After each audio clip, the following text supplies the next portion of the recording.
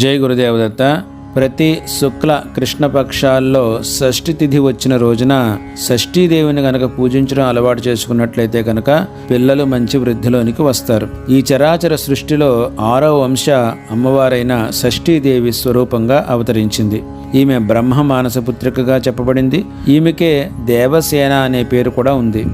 ఈమెను శివపుత్రుడైన దేవసేనాపతి అయిన సుబ్రహ్మణ్యేశ్వరుడు వివాహమాడాడు. అలాగే ఈమె పసిపిల్లలకి అధిష్టాన దైవంగా కూడా పూజలు అందుకుంటుంది. ప్రతి షష్ఠి తిథి రోజున షష్ఠీదేవిని తలుచుకుని షష్ఠీదేవి స్తోత్రాన్ని గాని మంత్రజపాన్ని గాని చేసుకుని ఆ విభూతిని పిల్లలకు ధారణ చేయించడం వల్ల వాళ్ళు మంచి వృద్ధిలోకి వస్తారు. తీవ్రమైన అనారోగ్యాల బారిన పడకుండా ఉంటారు. ముఖ్యంగా షష్ఠీదేవిని పూజించడం వల్ల సంతానం లేని వారికి సంతాన సౌభాగ్యం కలుగుతుంది. అలాగే కలిగిన సంతానం మంచి వృద్ధిలోనికి వస్తుంది. ఈమె పిల్లల్ని నిరంతరము రక్షించి వారికి ఆయురారోగ్యాలు ఐశ్వర్యాలు ప్రసాదించే దేవత.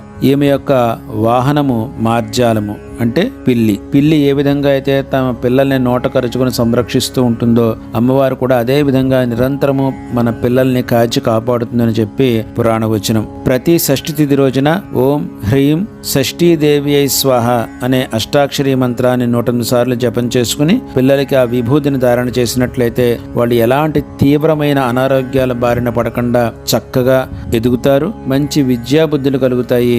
జై గురుదేవదత్త.